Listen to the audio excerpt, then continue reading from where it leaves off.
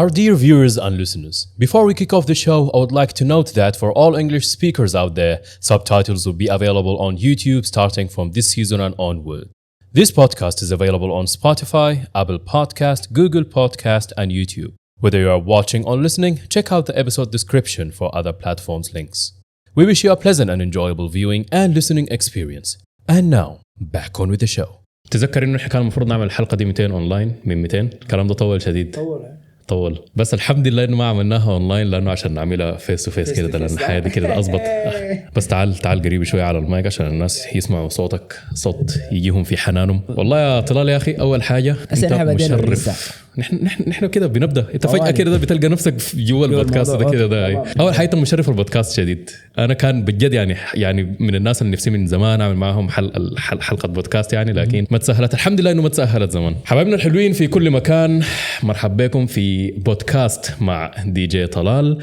الناس اللي بتسمعونا في سبوتيفاي وابل بودكاست جوجل بودكاست الحلقه دي حتكون متوفره في يوتيوب لو انتم حابين انكم تسمعوا وتشوفوا وانا بنصحكم بالحاجه دي. لكن لو عجبكم الحكايه بتاعت البودكاست الصوت بس فواصلوا الاستماع. نتمنى انه الليله تستمتعوا معنا بالاستماع والمشاهده للناس الضابطين جدا اللي بيحضرونا في يوتيوب. وقبل ما نبدا ما تنسوا انه تدونا اللايك. كون انه احنا هنا جبنا الليله دي جي طلال الحلقه دي كده براها كده من البدايه بتستاهل اللايك. اول حاجه اشتركوا في قناتنا وفعلوا زر الجرس عشان ما تفوتكم البودكاستات الجايه في الحلقات الجايه ان شاء الله. حنسوي البرنامج اضبط برنامج في العالم. Something I hope you love it though you heard it I see I do we busy hustling they just munching la low the way my baby girl be working that too. كان ما قاعد يحب الكلام المثالي شديد لكن عين انا حقولها. السكر بني اثبت برنامج في العالم. عين صراحه نحن بنعرف بعض من 200 طول 2015 لا اقل من كده. حقيقه انا ما بعرف عنك يعني شخصيا كده ده حاجات كثيره. فالليله انا حنتهز الفرصه بتاعت البودكاست دي حتعرف عليك اكثر. انا ذاتي كاحمد جعفر اتعرف عليك من قريب والمشاهدين برضو يتعرف عليك لانه انا عملت سيرش وما عندك بودكاست في النت نهائي لحد هسه. واحد كده كان في رمضان. واحد كان في رمضان. ده كم مع ناس منو ديل؟ مع مايا غدير. وين ده في اذاعه ولا في انستغرام؟ فنحن ممكن نقول انه ده اول بيوغرافي مسجل لك كده حاليا اونلاين. كنا خدتين الكوبرايت لانديفيجن لكن يعني احمد جعفر يعني برضه انديفيجن. حبايبنا والله حنيجي نتكلم عن انديفيجن لكن كده خلينا نتعرف على طلال. اول حاجه كده احكي لنا عن طفولتك بجد. انا داير اعرف شويه كده عن طفولتك. اول حاجه كده انت يعني اتولدت وين تربيت وين والقرايه المراحل الدراسيه الحياه دي كلها كده ادينا حاجه مختصر سريع كده. انا اتولدت في العباسيه ترعرعت شويه في العباسيه ما بين خوربعنجه ميدان الربيع قصر الشباب والاطفال.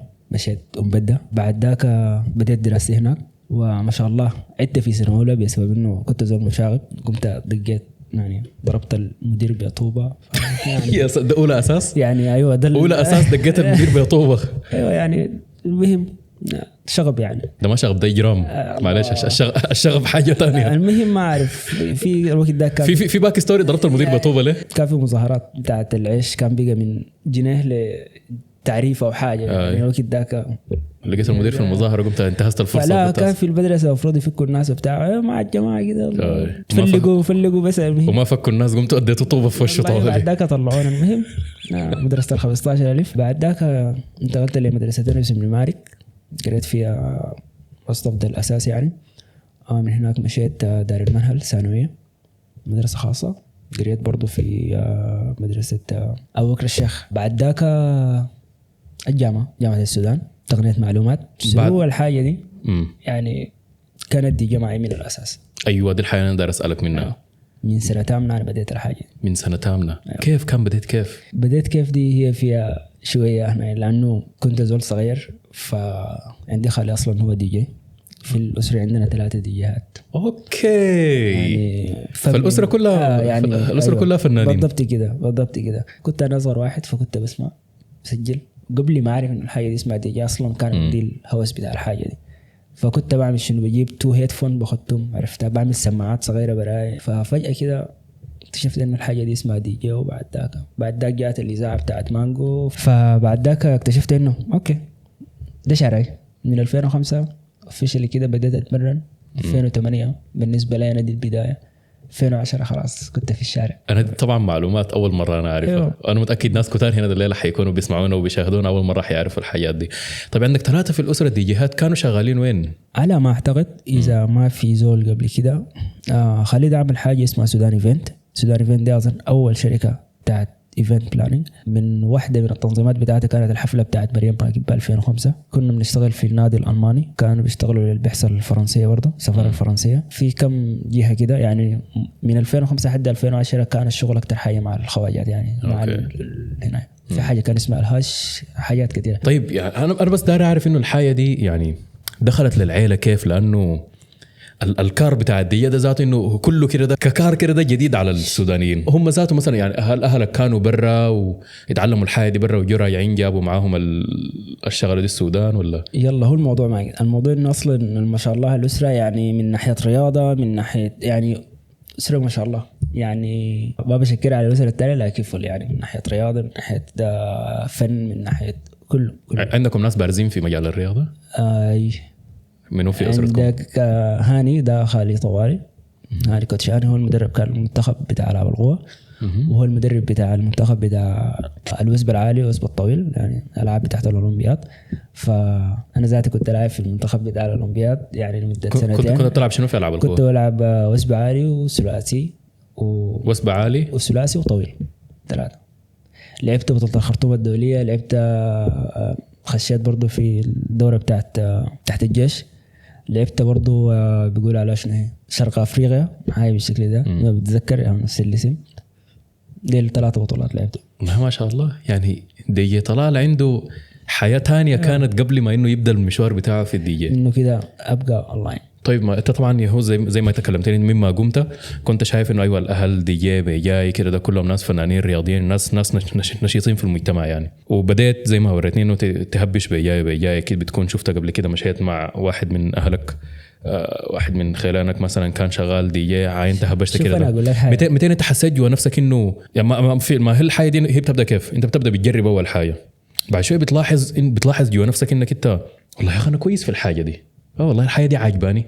طيب هل متذكر انه مثلا في ايفنت معين كده ده انت اشتغلته وانت منه قررت قلت انا والله شفت في الحاجه دي انا حواصل فيها؟ انا اوريك في اللحظه اللي انا كنت قاعد اسجل فيها يعني كنت بس ما كان عندي اسطوانات واغاني ما في يعني. فانا كنت بفتح اذاعه مونte كارلو وعندي ما شاء الله ما عارف الناس حتعرف عندي قنايه طويله وبجيب القطه بتاع اسمه الجردل باخذ فوق السلك بجيب اريل وبرفعها عشان تظبط لي اذاعه مونte كارلو عشان اجيب المسجل عشان اعمل ريكورد للاغاني بالليل بعد الساعه 12 لانه ده الوقت اللي بيكون كويس بتعمل تسجيل من الراديو للشرايط. في اللحظه دي انا بديت من الحاجه دي. في اللحظه اللي انا شفت فيها جهاز بتاع ميكسر امريكان اوديو اللي هو واحد هسه محتفظ به جابه خالي معه. ففي اللحظه دي اللي انا شفت الجهاز فيها يعني حسيت انه طوالي حصل قلت كده دانا البدايه الفعليه بدأت تتمرن من 2005 البدايه الفعليه، لكن خلاص خطيت نفسك في السوق كده ده 2010 كانت 2010. بتتذكر اول حفله انت اشتغلتها؟ كان عيد ميلاد في العباسيه. كان عيد ميلاد في العباسيه ده كان 2008. بعد ذاك اشتغلت في كازار 2009. اول حفله العيد ميلاد كان مدفوع ولا؟ ايوه كان مدفوع. اوكي.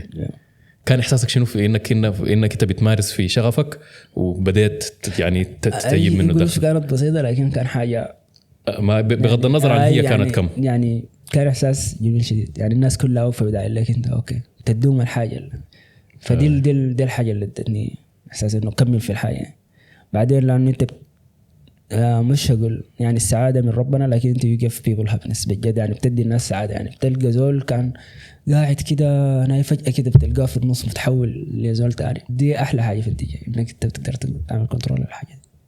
وده التاثير الغريب في للمزيكا على الناس يعني. انت انت كدي جي بتكون واقف اول حاجه بتعرف زي ما بقول لك you're working out your crowd. انت 200 تطلع بهم 200 تنزل بهم. انت حقيقه بتتحكم في المود بتاعهم. ده اكتر شيء هو اصلا بيخليني انا احب الدي جي انك انت كنترول الناس اللي قدامك دي بصوره ظابطه اكيد يعني. بالضبط كده يعني انت يو نو هاو انت حتعرف كيف تودوهم هنا كيف تجيبهم هنا كل الكلام. 200 وكيف قابلت ناس اندي فيجن؟ طبعا اخواننا الناس اللي ما عارفين انه اندي فيجن دي شركه بتاعت انتاج فني واعلامي في السودان. شباب زينا كده ده كويس قرروا انه قالوا يا اخوان احنا دايرين نعمل شركه وحنبقى ناس شفوت، وما شاء الله يعني شغلهم جميل جدا. حنحط لكم الروابط بتاعتهم في وصف الفيديو، حتلقوه في فيديو اليوتيوب. كلمنا. انديب دي بقت الحلم الثاني، يعني انت الحلم بتاع الاول انه طلال حيبقى انترناشونال دي جي، حيبقى انترناشونال دي جي، حيبقى فيستيفال دي جي، حيبقى فيستيفال دي جي. ودي الحاجه اللي انا ماشي على هسه، ودي الحاجه تعبان علشان يعني this is number one. Individual هو حلم تاني اولي، عرفت كيف؟ لانه انت في النهايه زي ما بقولوا عندك آفاق دار تصلها، عرفتها. فالبدايه كانت في الجامعه، اصلا احنا كلنا قرينا جامعه السودان، فهم بدوا قدامي وانا زي ما بقولوا التحقتهم، عرفتها. وبعد ذاك بقينا خطينا الرؤيه بتاعتنا انه احنا دايرين نعمل الحاجه الفلانيه. بجد يعني هو الحاجه دي انا ان شاء الله كان ربنا سهل وسنوبي جانا هنا ده في الامارات، انا لازم اعمل معها حلقه عشان نتكلم باستفاضه اكثر عن اندي فيجن. لكن بجد يعني انا حاجه بس داير اقولها انه يعني في الظروف اللي انتم بديتوا فيها والظروف اللي انتم كنتوا شغالين فيها، وكيف انكم قدرتوا تحافظوا على العلاقه بتاعتكم دي، وزي ما بقول لحد ما عبرتوا وانتصرتوا ما شاء الله، ولحد هسه ماشيين. انا بالمناسبه اول حاجه منبهر جدا بالعلاقه السمحه اللي بيناتكم دي، وبتمنى دائما انه اشوفكم في عالم مراتب كده. خلينا طيب نخط اندي فيجن عشان حنتكلم في اندي فيجن مع سنوب ان شاء الله. خلينا نرجع لدي جي طلال. اوكي. بالنسبه للاندستري في السودان، تمام، انك انت كونك كدي جي، اول حاجه انت يعني بتواجه مشكله بتاعت انه الناس اول حاجه ما بيكونوا فاهمين الدي جي ده هو شنو اول حاجه عشان انه يقدروا يقيموه ولا ما يقيموه. اول حاجه يعني انا ما حقدر مثلا اقيم لي معدن انا ما عارف انه هو مطلوب قدر شنو، انه الحاجه دي يعني نادره قدر شنو، تمام. يعني انت بتشوف لك حجر واقع في الواطه حيكون بالنسبه لك حجر، لكن لو انت عارف انه الذهب غالي وقدرت تعرف انه الحجر الواقع في الواطه ده ذهب، حتقيمه يعني حترفعه كده ده وحتعامله معامله تانية غير باقي الحجار. اكيد. الاندستري في السودان شكلها عامل كيف، والمصاعب اللي واجهتك في البدايه انه من 2010 من انت بديت يعني انت كنت عندك شغف وعندك طموحات وكده، خشيت السوق الحياه ضربتك في وشك كده ده. اول حاجه ممكن اقول لك الموضوع بتاع الاغاني ده، يعني دي حاجه ماشيه معاي. ممكن احدي اقول الحمد لله انه حسيت قدرت انه كون انا عشان اشتغل اكون مشتري اغاني عشان اشتغل بها. يعني احنا الكلام ده في السودان ما في تشتري اغاني عشان تشتغل بها، اللي يخش اليوتيوب نزل وموضوع انتهى. ودور طوالي. يعني دي كان حاجه انا كنت عارف انه في حاجه غلط، فما حتقدر تعمل حاجه دي لانك انت في السودان ريد لاين عشان تخش تشتري اغاني. والله نفتح لا تتصرف زول يشتري اغاني من برا وكذا، او تلقى زول جاي من برا اوكي عليك الله عامل سبسكرايب داود لي الاغاني دي وجيبها معاك في فلاش. فدي واحدة من الحاجات. الحاجة الثانية موضوع المجتمع ذاته أو الحكومة ذاتها، يعني الحاجة دي سنارة لاود نهائي، عرفتها بالنسبة لك. يعني في ناس ضحوا كتير عشان الحاجة اللي حسيت تكون حاصلة في السودان. يعني من هنا بدي تحية لأي زول يعني قاتل في الوقت داك، لأنه كان وقت صعب شديد. يعني انت عشان تعمل حفلة هسه في الخرطوم في 7-8 حفلات. زمان انت خدت إعلان كده وبوستر إنه يا أخي دي جي، كان موضوع صعب شديد. ففي الأعراس إنك أنت عشان تصل للمرحلة دي، برضو في الأعراس إنك أعراس كتيرة تكون فيها دي جي، دي كان معروف اللغبات جنوبيين بس، لأنه الفن بتاع الدي جي يعني أصلا هو فن غربي يعني. بالضبط. تمام. بالضبط. كل الحاجات اللي في راسك، كل مهاراتك أنت بتحاول تطلعها مثلا ما حتطلع لك إلا في أغاني غربية. يعني مثلا دار تعمل دي جي باغاني سودانيه في البدايات في الزمن ده. كسي حاليا الناس ما انفتحت على العالم الخارجي اكثر مع السوشيال ميديا وكده ده، الناس بدات تسمع وكده ده. يعني مثلا حتى مرات كثيره بيكونوا ما فاهمين الاغنيه بتقول شنو، لكن بيكونوا عارفين يعني انا سمعت الاصوات دي قبل كده، انا عارف ممكن يكون عارف اسم الاغنيه ما عارف الاغنيه بتقول عن شنو، لكن بيكون في النهايه حينبسط وحيندمج معك.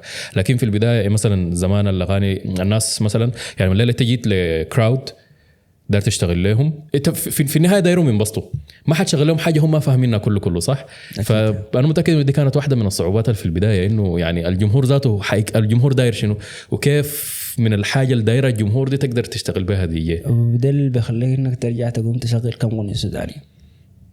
عرفت يعني قوم تشغل لك كم اغنيه سودانيه، لانه ممكن الكراود ده يكون عايز الحاجه دي.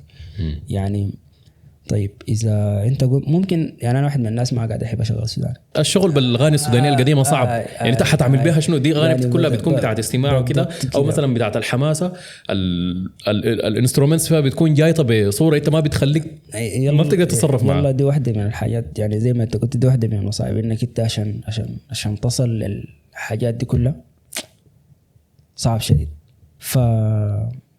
الناس حسها بدأت بقت ماشية في الحياة دي. الأغاني بتاعتنا بقت مور كلير.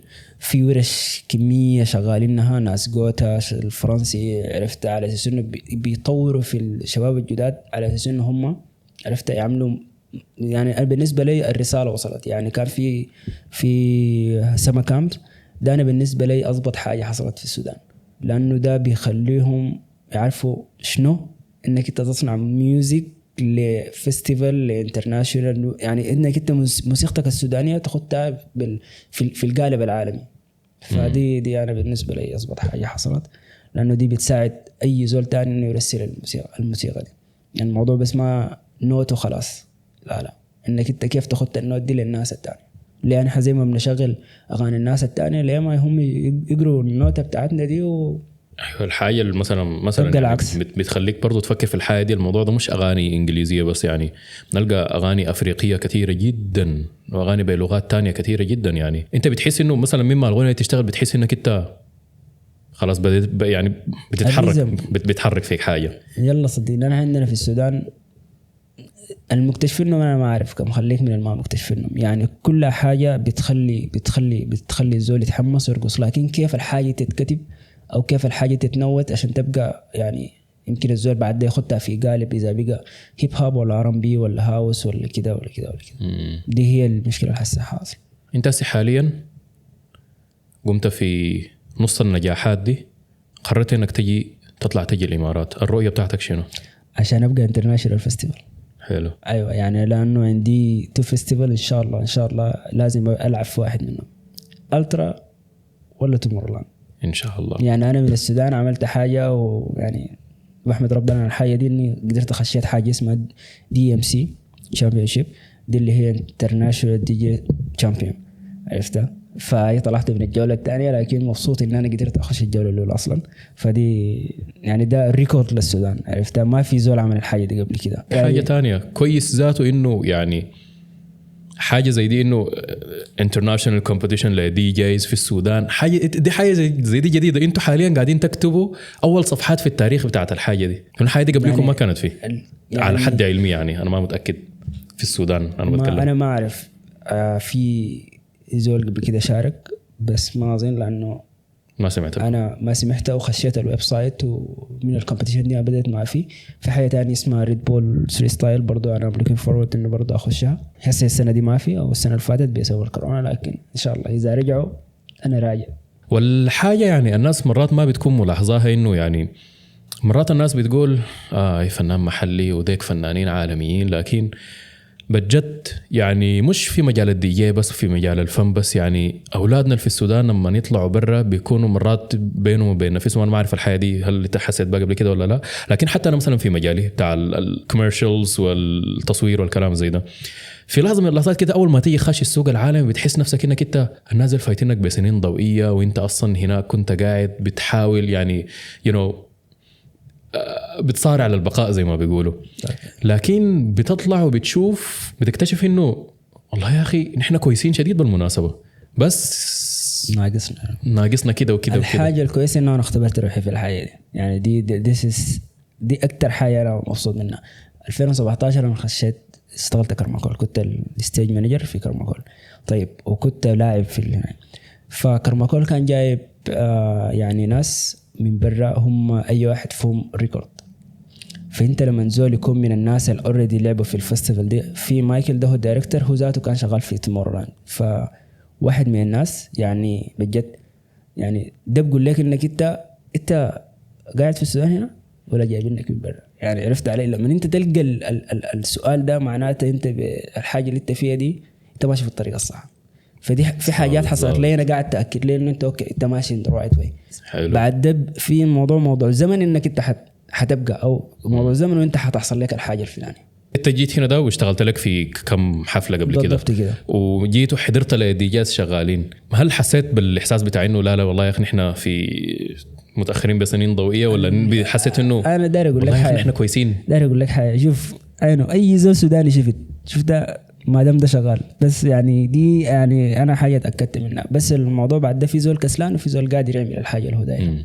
ليه؟ لانه لو لقيت اي زول ناجح سوداني بيتعرف انه ما في فرق، يعني ليه هو ناجح وانا ما ناجح، انه هو بس ذاك اشتغل على نفسه شويه وانت ما اشتغلت او وقفت شويه، والما اشتغلت ده انا متاكد حديك اللحظه احساس انك انت تقوم تشتغل.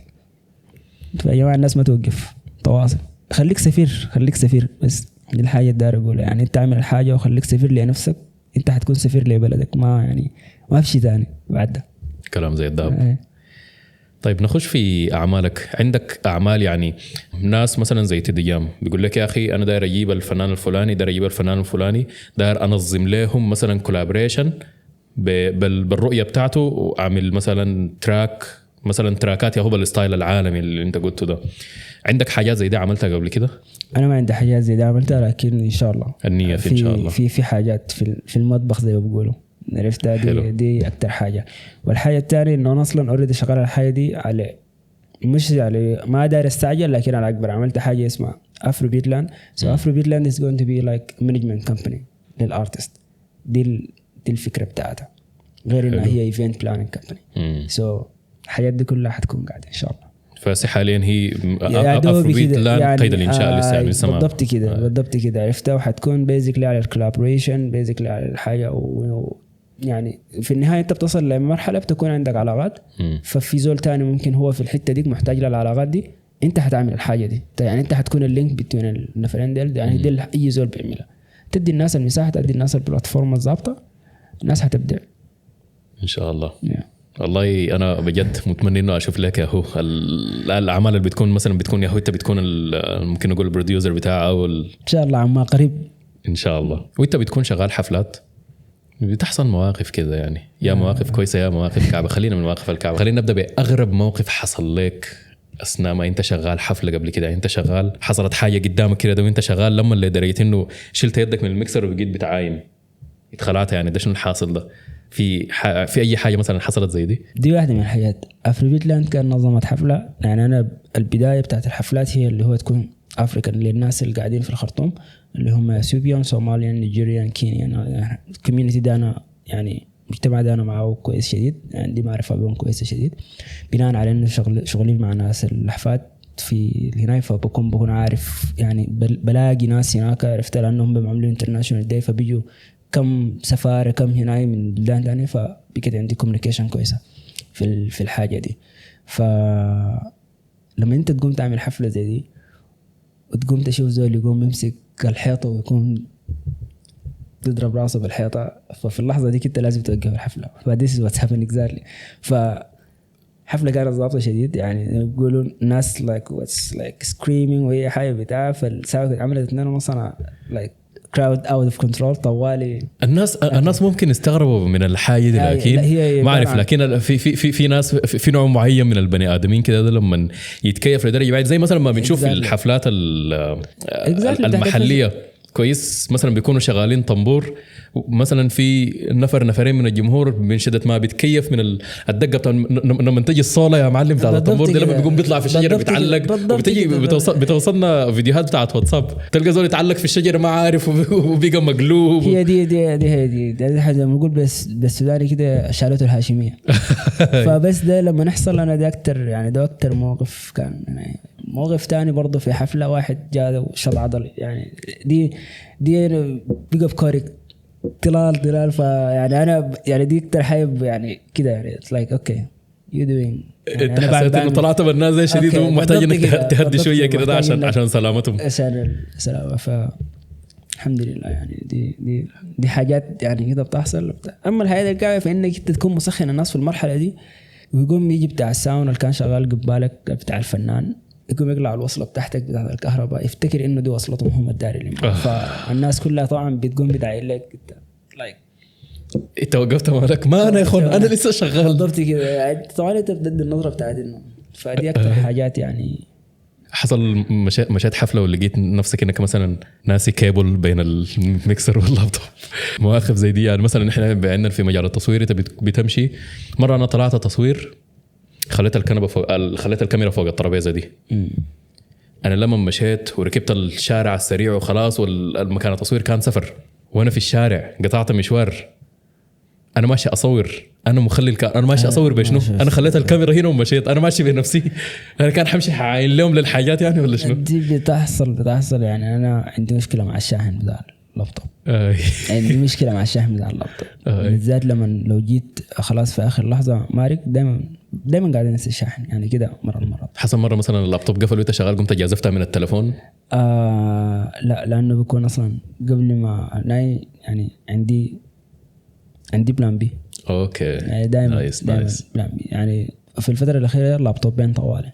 انت ما نلقى الحفله اللابتوبين لانه بقى ما بعرف زول بعد ده ماشي انترناشونال فيستيفالز لازم يكون عنده بلان بيز يعني في الشنطه لازم تتجهز من بدري الحاجات من بدري بعد ما انت جهزت الميوزك بتاعتك والحاجات كلها خلاص نمت كده شكله حنتكلم عن انديب تاني شويه لانه من ناحيتك انت طيب انت دي جي لكن حلمك الثاني الاول انديب مع ناس انديب بتكون دائما مثلا ماسك في التصوير زي الاوديو انجينيرينج وكلام زي ده والاضاءه باختصار كده مشاكل الاندستري دي في السودان شنو يعني اكتر حاجه كده انت شغال في السودان وقلت يا اخي الموضوع ده يعني في مشكله حقيقيه كده ده يعني المشكله الحقيقيه والحاجه الموضوع بتاع الايكويبمنت وده بيتحل هو اصلا يعني انت بتقدر تحلها لكن الحاجه الاساسيه انك انت تلقى الايكويبمنت اللي انت دايره بالاسعار الكويسه اللي هي ممكن يعني لكن انت قدرت تشتغل يعني بروفيشنال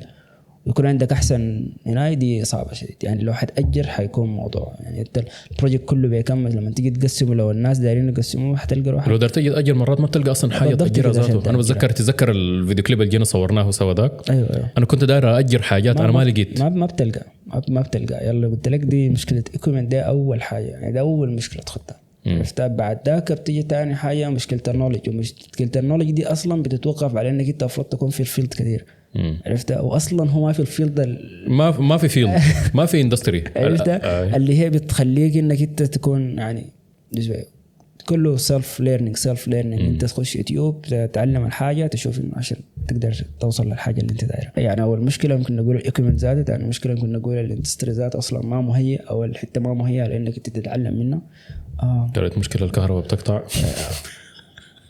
فدي لا ده في الفيلد خليك لما انت تيجي راجع كمان هذا موضوع ثاني براو يعني انت عشان تعمل لك استديو ضابط مونيتور سايبه كم عرفت عليه السماعات حجمها والمشكله لما تجي مثلا الشركات اللي انت داير تشتغل لهم او يجوا الكلاينتس تديهم اسعار بقول لك ليه ارماهم ده بتليفوني بعرف بصورها ما لسه ما حيفهم لك انه لا انت الحاجه اللي انت بتعملها لو انت مش بتديه حاجه مصوره بس انت بتديه حلول عديل له يعني هو عنده مشكله انت بتحاول تحلها له يعني انت بتحاول تساعده في البيزنس بتاعه هو لا وبيشوفها انه يا اخي انا حاجه انا بعملها بتليفوني لا ادفع عنها كده وانت بهناك بيكون عندك داير القروش اللي انت بيدوها لك دي يمكن 20% بس او 15% بس بيكون ربح عندك بيكون صيانه عده كويس عندك بيكون لا اصلا داير تاخد حاجه بجنب عشان تطور العده بتاعتك ممكن لك حاجه ممكن هي تكون ماشيه ترحيل انت ماشي وجاي وهناي وخلاص بس ما اكتر من كده لانه لو قلنا انت عشان حسه تشتري لك حجار للزوم هسه تقريبا انا متاكد حيكون عمله 700 لانه قد مشيت كانوا ب 400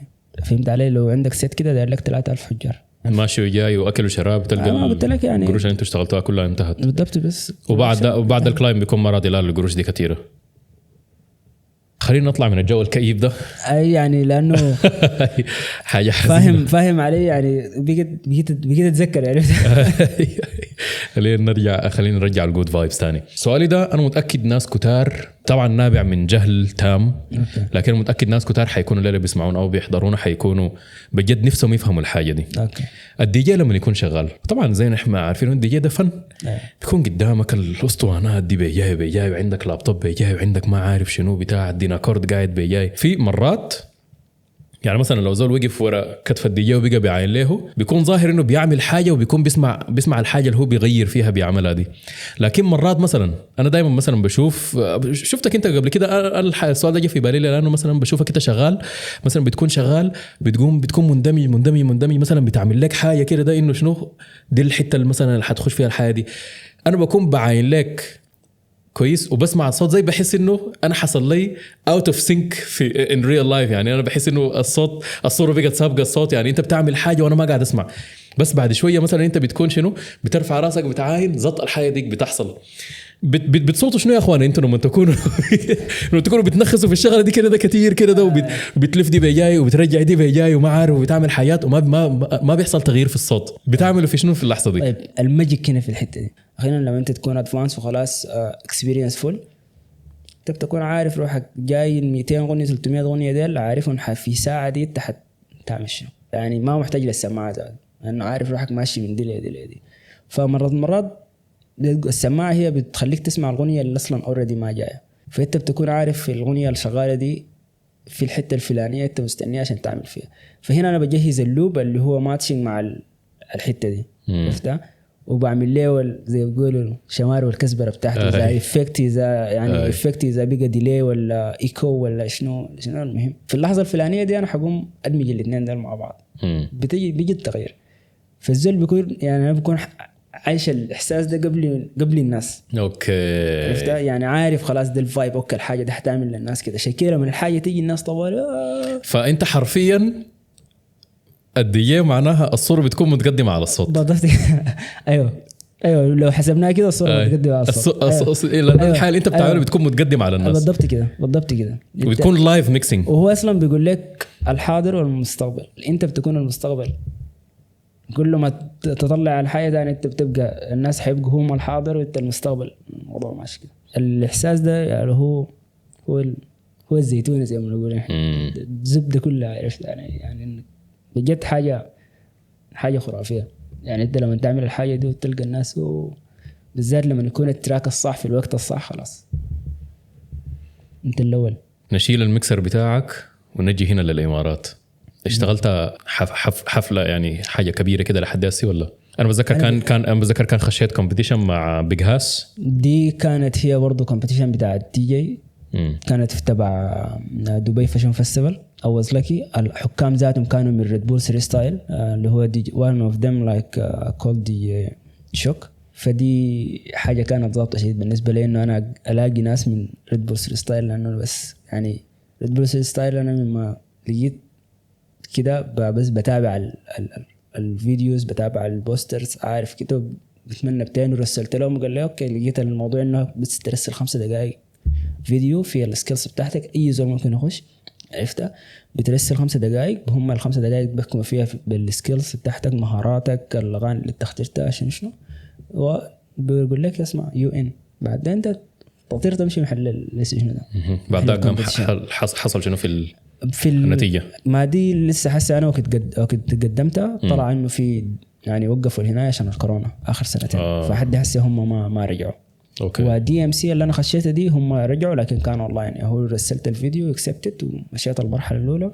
المرحله الثانيه طلعت لانه مش اكيد يطلع لانه الوينر بتاع 2017 كان في نفس المجموعه بتاعتي. اوكي. فدي مجموعه ناريه. انت كنت لاعب مع بايرن ميونخ. بالضبط كده مجموعه. انا كنت خشيت يا جماعه ما انا والله يا دوب والله برا سو هابي يعني انا يعني عملت الحاجه الجاي ان شاء الله. فاما دبي تقول لي وينر 2017 ان شاء الله عامل حسابك ان شاء الله. والموضوع برضه يكون من تمارين وبتاعنا الحمد لله الواحد يعني هنا كانت في امريكان ريك في دبي مول. دي كانت حاجة ضابطة وكانت كبداية لي يعني كانت زمن المنافس 15 دقيقة فدي كان حاجة ضابطة شديد عرفتها.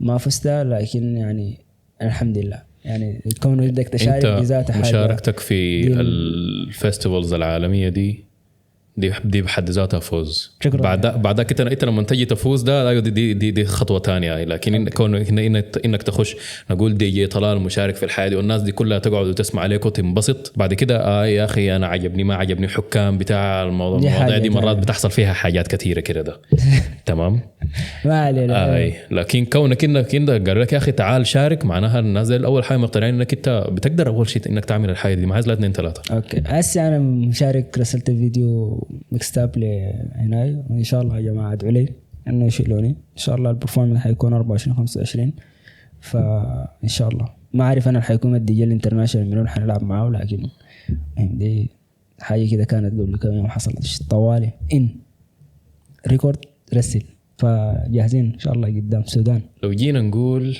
دي جي طلال بعد 5 سنين داير يكون مثلا في اي هدف ممكن مثلا انت مثلا مرات في ناس بيكونوا خاتين اهداف لكن ما داير يعلنوها.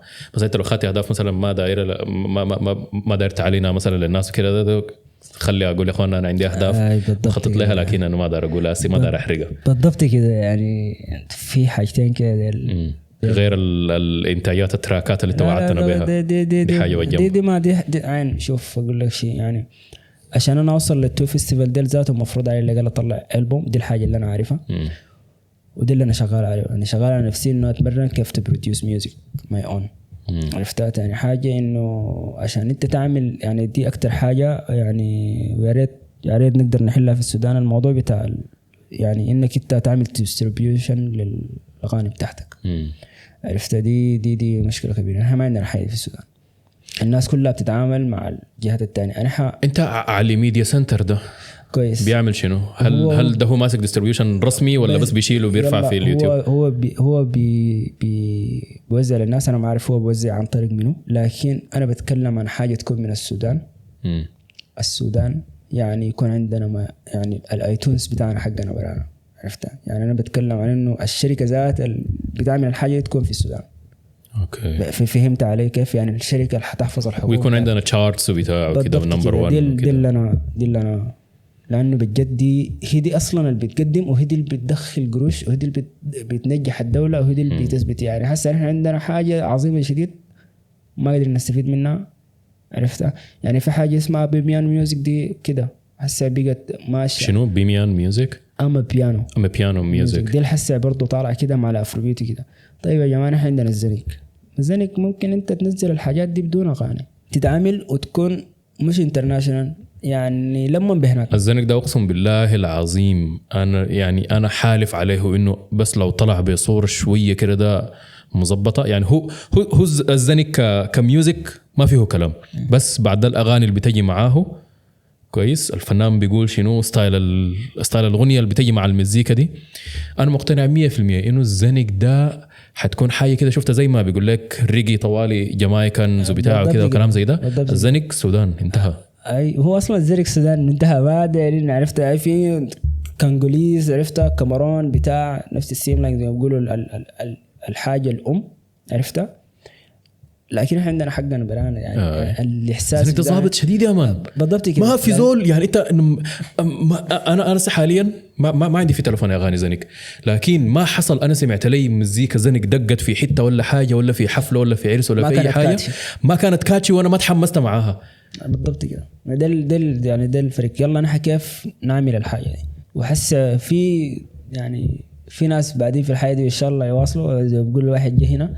فالحاجة دي لو اتعملت حتكون حاجة عظيمة يعني خلال 5 سنين أنا متأكد تماما هي حتكون صعبة لكن في النهاية بتبقى يعني ما في حاجة صعبة بتبقى بس داير إنه زول يكون فندد ورا الحاجة دي ومركز معاها.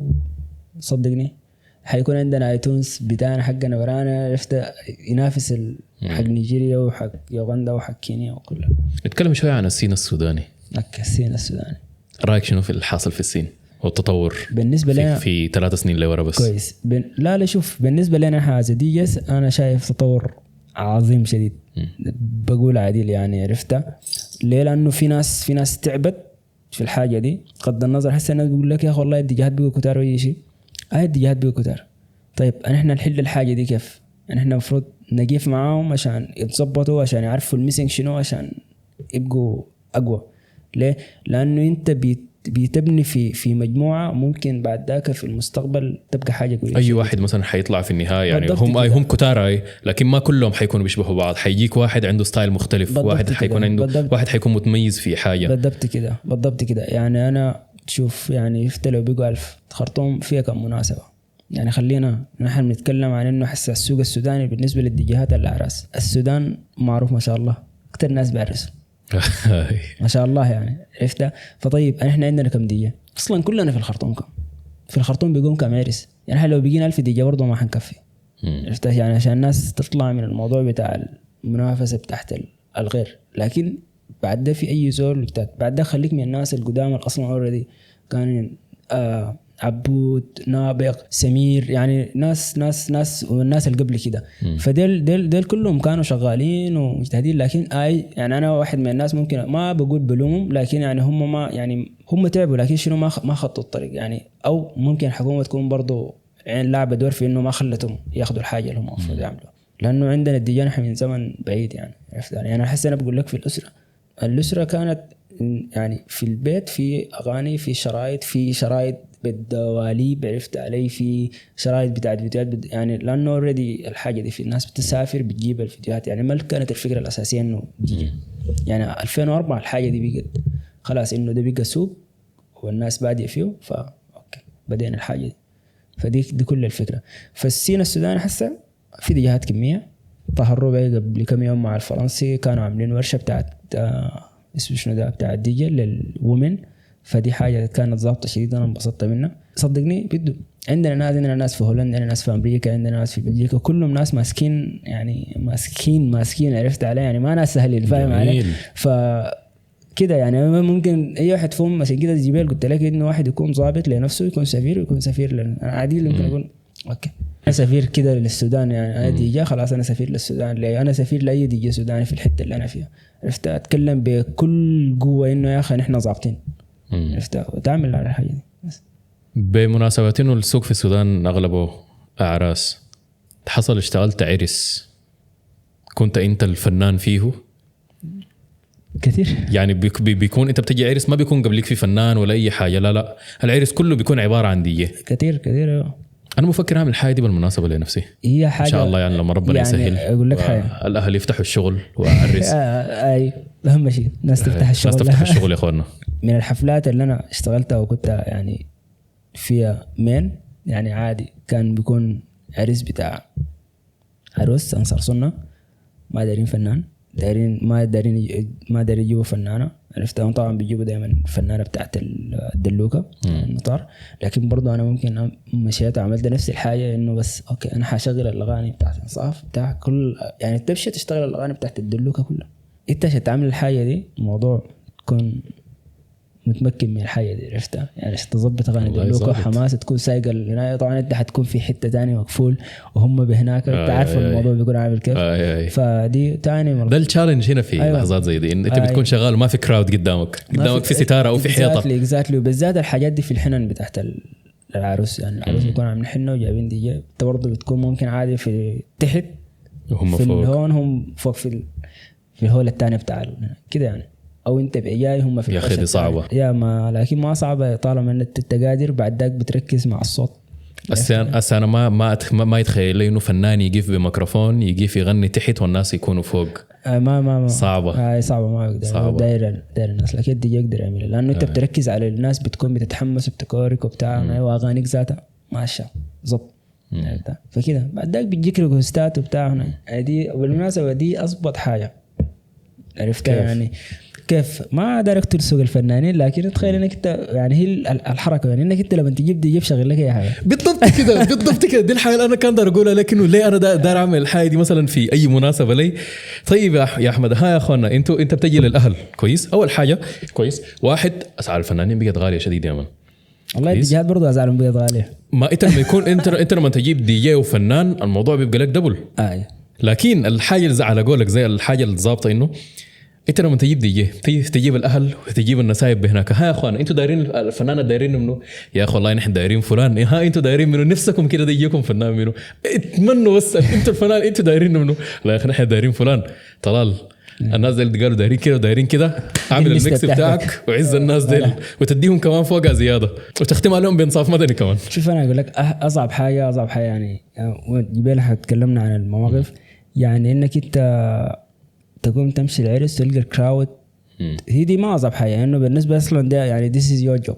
في السودان هناك فجاه تلقى الناس اصلا هم ما عندهم علاقه بالتجي ولا اي حاجه وانت جيت، فبيكون لك الموضوع ده انت حتشتغل اغاني سودانيه ولا انا حتعمل شيء، يكونوا هم بس دايرين منك المفتاح. فطبعا انا في اللحظه دي ببدا بيسير اوكي عرفتها، فالحاجه بتكون للناس يعني نسوان بيقوموا برقصوا، الرجال بيرقصوا، بعد شيء نص ساعه كده بعدك بيتغير، بعد الناس الكبار بيقعدوا، الشباب بيجوك بالضبط كده. لا هم بيكونوا عارفين يعني انا خلاص انت خش مع اللي ده الموضوع. يعني دي واحده من الحياه الصعبه بالذات في سينا السودان. والله يا اخي يعني انا سعيد جدا جدا جدا ومقدر جدا زمنك هنا ده معانا، لانه انت بالمناسبه برضه يعني انت الايامات دي بقى زول ما بيلم فيك بالساهل. قاعد هنا ده الواد جاي هنا ده وبقى خش في السوق العالمي وطوالي مشغول وشغال وكده. يعني احنا نقول لسه في بدايه السكه ان شاء الله، وفي نهايه السكه ان شاء الله حيكون نجاح. ما انا واثق ما انك انت المشاغله دي مساله زمن بس بالنسبه لك. انا واثق انك حتوصل ان شاء الله يوم من الايام. ان شاء الله والواحد زي يقولوا وصل الحته ذاته ما بيروحوا، يعني اي توفيق من رب العالمين ودعوات الناس والناس اللي واقفين معك وراي ناس جامدين شديد. يعني دي الحاجه اللي انا مبسوط منها، يعني عرفتها، يعني عارف روحي، يعني الحاجه اللي انا دايرها حاصل لها، ومش حاصل لها عشان نفسي، حاصل لها برضو عشان الناس. ده التفكير اللي عندي. جميل. بنشكرك كثير جدا على زمنك معانا. انا بشكرك. وانا قبل ما الناس اللي بيحضروا وبيسمعوا، انا شخصيا استمتعت بالمقابله دي وتعرفت عليك بصوره احسن بالمناسبه وبصوره اقرب. بتمنى الناس اللي بيسمعونا على سبوتيفاي، ابل بودكاست، جوجل بودكاست، او الناس اللي بيشاهدونا على يوتيوب يكونوا استمتعوا بالبودكاست ده. اذا عجبتكم الحاجه اللي احنا بنقدمها دي ما تنسوا تدونا اللايك والشير والسبسكرايب. وقبل ما نختم الحلقه plug in your social media. الناس يلقوك وين؟ الناس تلقاني، الناس كلها بيقوم بتنسى يعني بالذات في اسمي، يعني ناس كتير بيكونوا طلال عايزينك كده للحفله بتاعنا، بقول لهم اوكي، فبياخدوا اسمي العادي اللي هو طلال. انا السوشيال ميديا بتاعتي كلها دي طلال 24 ساعه بالضبط. في هنا بس you can go with دي طلال 24 بعد ذاك كل البلاتفورم في انستغرام فيسبوك اي حته دي طلال 24. يديك العافيه حبيبي ان شاء الله يا اخي.